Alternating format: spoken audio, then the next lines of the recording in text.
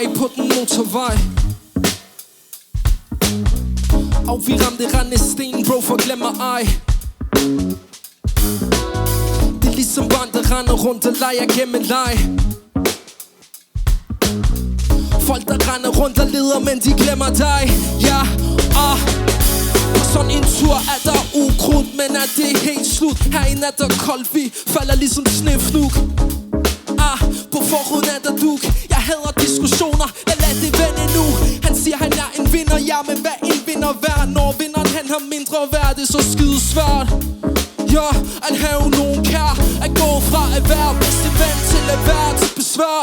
Ja, du ser ukrudt, hvor jeg ser flotte blomster. Ja, til den på bundlinjen, ingen tid til at blomstre. Jeg føler mig som en mælkebøtte, knokler hele dagen og går om natten sødt. Skal jeg styr på hvad vi opvejer? Alt kan ikke få rose, nogen der føles smarte lejer ejer. Der er ikke noget at fejre. Jeg føler det hele sejler. Jeg står og kigger på den smukke ros. Jeg siger nej tak, jeg har fået min dos. Nu det er bare vin i et krystalkrus. Ingen indhold i maskinen, bare ren grus. De siger lev led i sus og dus, men hvad gør man hvis dusen den er blevet diffus? Man tager et shoes. Det her gang føles som en ukrudtsbrænder. 1, 2, 3, så står jeg i flammer. Siger at jeg er okay, og jeg skal nok klare mig. Men jeg har for tiden føles hver dag som en brændert. Det er okay min ven, der kun én ting jeg mangler. Noget så simpelt som en krammer. Tiden uden dig har været dårlige rammer. For du er en af dem jeg ved der virkelig har mig. Yeah, ser ukrudt, men jeg ser flotte blomster. Yeah, til dem på bundlinjen, ingen tid til at blomstre. Jeg føler mig som en mælkebøtte, knokler hele dagen og går om natten sødt. Skal jeg styr på hvad vi opvejer? Alt kan ikke få rose, nogen der føles som markeløjer ejer. Ser ukrudt, hvor jeg ser flotte blomster. Yeah, til dem på bundlinjen, ingen tid til at blomstre. Jeg føler mig som en mælkebøtte, knokler hele dagen og går om natten sødt. Skal jeg styr på hvad vi opvejer? Alt kan ikke få rose, nogen der føles som markeløjer ejer, ejer, ejer, ejer, ejer.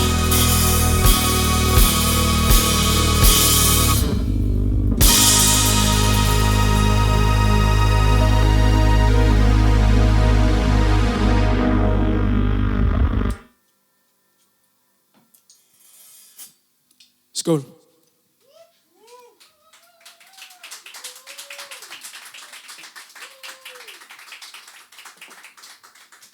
Tusind tak, tusind tak. Det var vores første nummer. Den hed Ukrudt.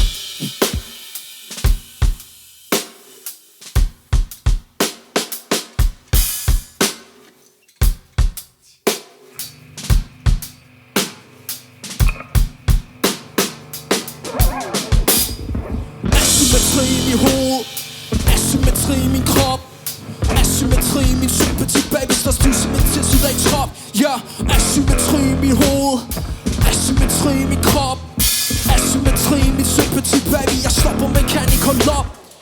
Asymmetrien i min hverdag, den fylder. Prøv at tige stille, hør hvor vinden den hyler. Den brokker sig over mig, stop, jeg er en nøler. For jeg føler noget, men jeg ingen føler. Slår mig i hovedet med 5-stjernede bøller. Drukner mit hoved, shots og i øller. Mine øjne de sejler, min hjerne står krøller. Kom igen i morgen, i ny dag det følger. Kom op, det går ned i de blåligste bølger. Der var et yndigt land, forsættelsen følger måske. Er der pessimik kan ske, føler mig en kliché, vent og se. For jeg ligger dronning og kongekabal. Noget på hjertet, det er ikke en tal. Dem der siger noget, de bliver kagal. Dem der er vågen, ja der ligger i dval. Så vil du slukke det, lyset slager. Hjertet starter, det er solen der bærer. Trænger til de skygge, du er blevet brændt i bærskar. Bedst knu i skuffen, når du aldrig været. Stikker mig i siden med et rustende svær. Fortæl mig min ven, hvor det er besværet værd. Du er ligeglad, har kun dig selv kær. Når du vender dig i drang, kunne du se at du var sør. Asymmetri i mit hoved, asymmetri i min krop, asymmetri i min sympati, baby, står stiv som en tilsud af en trop. Ja, asymmetri i mit hoved, asymmetri i min krop, asymmetri i min sympati, baby, jeg stopper mechanical lop. Louis Vuitton eller Tong, din person ændrer facon. Tror at du har det så hårdt, tro mig baby, du har aldrig bygget vin fra karton. Der står ude af drøft på begun. troede vi skulle have lidt funny, yeah, men det var sgu heldigt, for jeg skulle lige til at lege russisk roulette med min arme. Det nu er et leg begynder. Kigger tilbage på alle mine sønner. Min Aulas brev i 1000 stykker. Under i mine lægger. Men jeg skal fucking gå med krykker.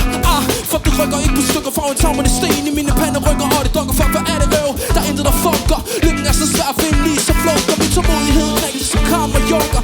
Regner ned med tomme bomber på min bunker. Det perfekte billede sprunget mere end 100 stopper. Byttefuld puslespil når jeg dåber, jeg stamper. Hør du min verden, der dramler, jeg famler. For mit sindsbillede, det dapper. Kommer over, håber snart det er over. For tilbage står der tom snej. Og jeg vil skrov. Asymmetri i mit hoved. Asymmetri i min krop. Asymmetri i min sympati, baby. Står stiv som en tilsudlet trop. Ja, asymmetri i mit hoved. Asymmetri i min krop. Asymmetri i min sympati, baby. Står stiv som en tilsudlet trop. Asymmetri i mit hoved. Asymmetri i min krop. Asymmetri i min sympati, baby. Står stiv som en tilsudlet trop. Ja, asymmetri i mit hoved. Asymmetri i min krop. Asymmetri i min sympati, baby. Jeg stopper med kønnekultur.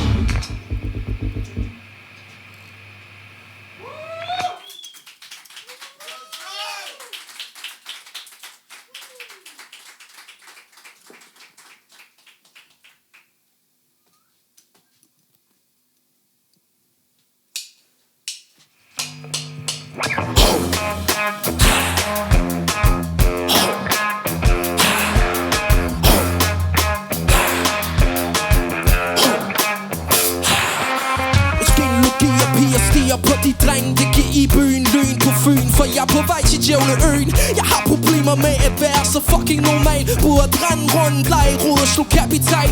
Tankemøller, spiser ord, giver mig hjernebyller. Fylder mig med idéen om at blive smattet. Tryller dig er med skridt fra min sengkant. Du er lige så mange sider som en heksagoners kaldet en sexkat.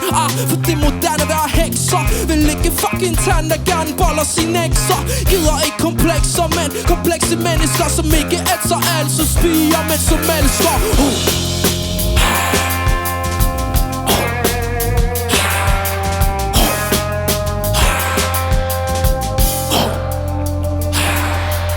Og for dalen, det var sgu en ordentlig nyser. Hvad får dig til at tro, at du kan ligge lort? Min gummi fryser gyser. At du var pyr for Dubai for min hvide løgn. Har prøvet at slippe udenom dig de sidste 4 døgn. Har aldrig kunnet lukke øje med dig. Du har fordummet dig, fordummet dig. Fordummet mig, mens jeg har krummet dig. For mine tanker, de dunker, de banker. De ryster mit anker, vanker tanker på overkurs i værste banker. De banker fornuft ud af en dreng af en anden stof. Som om han bliver stoppet af et lille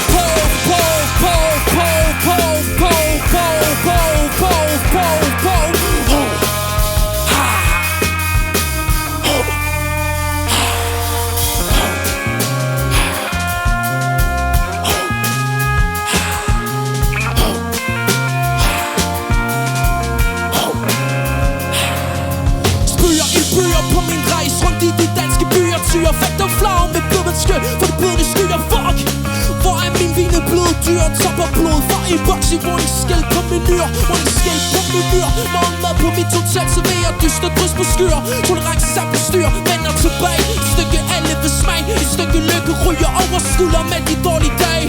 Det er dyster, det kan danse, når du fucker med min trance. Altså ligeglad med siger, giv mig en chance. Fuck nej, det er når ikke ud af min balance. Vil ikke danse videre i dit dødtom lange. I din dødtom lange.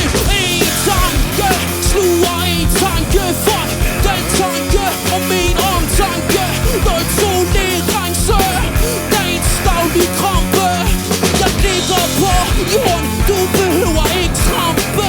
Du har forsøgt mig, for jeg er ikke rum for dig.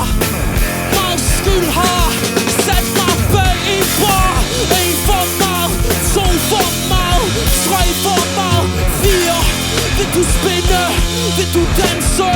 1, 2, 3, 1, 2, 3.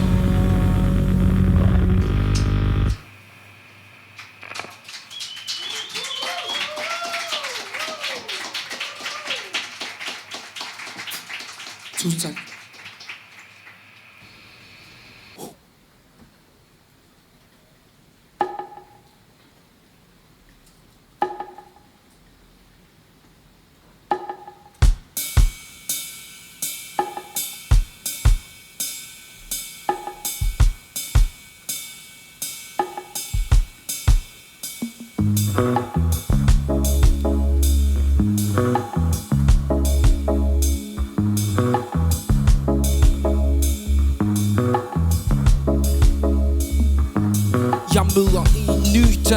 et nyt flag. Få min røv ud af sofaen. En ny dame under mit lag. Det er bare så behageligt for fan. Vågner op klokken 10 og føler jeg skal nyde dagen. Jeg skal i Spanien. At gøre gode ting for mig selv, det er blevet en van. Jeg får at vide, at jeg skal gøre rent, men pænt nej tak. Jeg har brug for, at det forbliver sådan her. At tingene ikke skal være så kompliceret. At tingene er, som de hele tiden har været. At tingene er, som de hele tiden har været. Jeg starter helt forfra. Jeg starter helt forfra. Med mine komplekser og de der onde tekster. Ja, jeg starter helt forfra. Jeg starter helt forfra. Forfra med mine komplekser. Med mine komplekser. Yeah. Det kan være kompliceret at eksistere nogle gange. Det kan være kompliceret at finde den rigtige klang. Det kan være kompliceret at man ikke kan gøre alting på en gang. Det kan være rigtig nederen at føle du mister festet med dine fødder. Men for at starte ilden skal du bare puste dine glor. Bare puste et par gange. Bare puste et par gange. Yeah. Vi starter helt forfra. Jeg starter helt forfra. Med mine komplekser og de der onde tekster. Yeah. Jeg starter helt forfra. Jeg starter helt forfra. Forfra med mine komplekser. Med mine komplekser. Yeah. Yeah.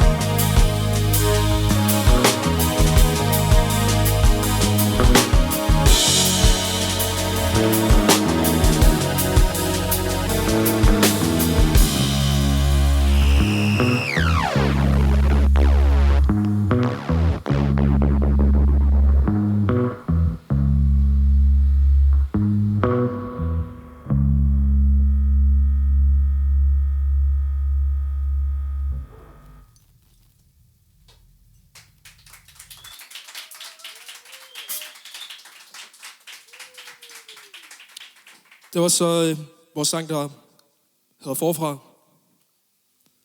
som handler om, at nogle gange bliver man nødt til at starte forfra. Hvis det ikke var tydeligt nok.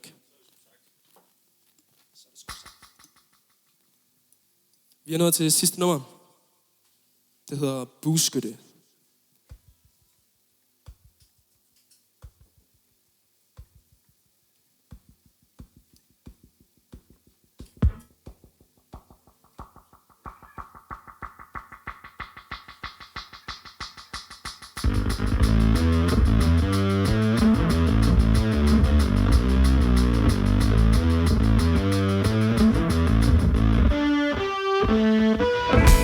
Jeg hvor det gjorde ondt, jeg er bueskytte. Robin Hood deler ud, hvor det er til nytte. Bjørne Chains, dem assist, tror det er lykke.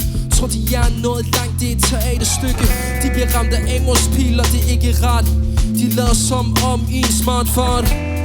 Men for mig står det soleklart. De giver problemer en anden art. De sender pil afsted bare for at følge med. Glemmer velvære, det er hæng i. Det er rent sved, du må hellere se at få din tunge på glid. Ellers så kommer du ikke nogen ved. Gentager ord som en papegøje. Føj ambitioner, der er alt for høje. Et race, der presser som en spændetrøje. Dyb indånding som i sigte, det er nøje.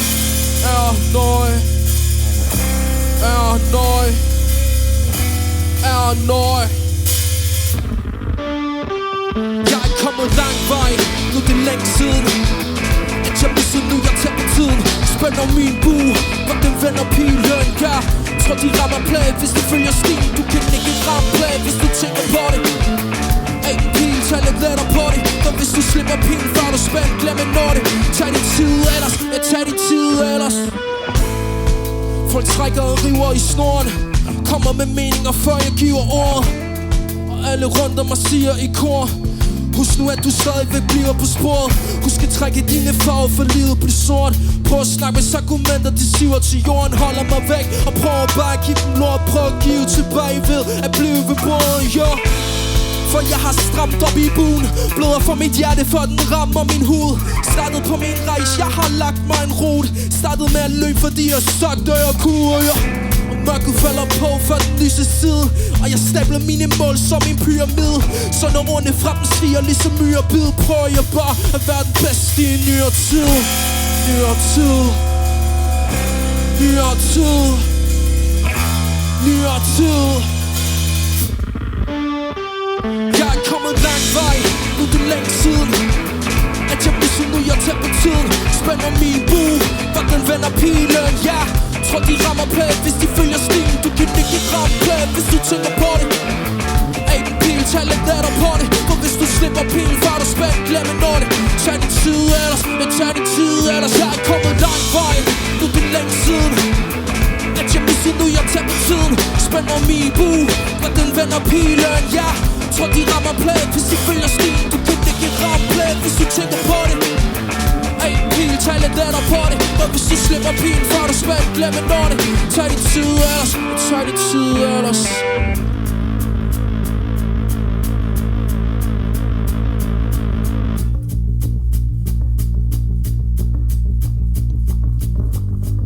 Ordene fra dem fylder i min tænketank. Og det er svært at tænke langt, og længe er stramt, ja.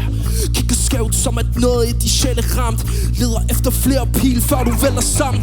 Trækker pil for min taske, kan ikke rive i min plads. På at rive i min mask, ja. For jeg har blød for der skud, holder meninger, går hudtunger. Ved ikke hvor langt vi hen ad vejen, men den ruten funker. Alle kommentarer, som man ikke har plads til. Alle ansigter, som de pludselig ligner plastik. Stoler på de planer, det er kun det jeg holder fast i. Selvom målet ikke er noget, som du kan se. Alt andet sat til siden, giver mig plads til at smide. Giver mig fast greb om livet, ja. Så når de snakker lort om grænser, som ikke kunne have flyttet, strækker snoren som en bueskytte. Jeg er kommet lang vej, nu er det længe siden at jeg misser nu, jeg tager på tiden. Spænder min bue, og den vender pilen, ja. Tror de rammer plet, hvis de følger stilen. Du kan ikke ramme plet, hvis du tænker på det. Ej, pil, tag lidt af dig på det. For hvis du slipper pilen, far du spændt, glem en når det. Tag din tid ellers, men tag din tid ellers. Jeg er kommet lang vej, nu er det længe siden at jeg misser nu, jeg tager på tiden. Spænder min bue, og den vender pilen, ja. Tror de rammer plet, hvis de følger stilen. Du kan ikke ramme plet, hvis du tænker på det. Tag din bil, tag lidt af dig på det. For hvis du slipper pilen, far du spændt, glem en når det. Tag din tid ellers, men tag din tid ellers.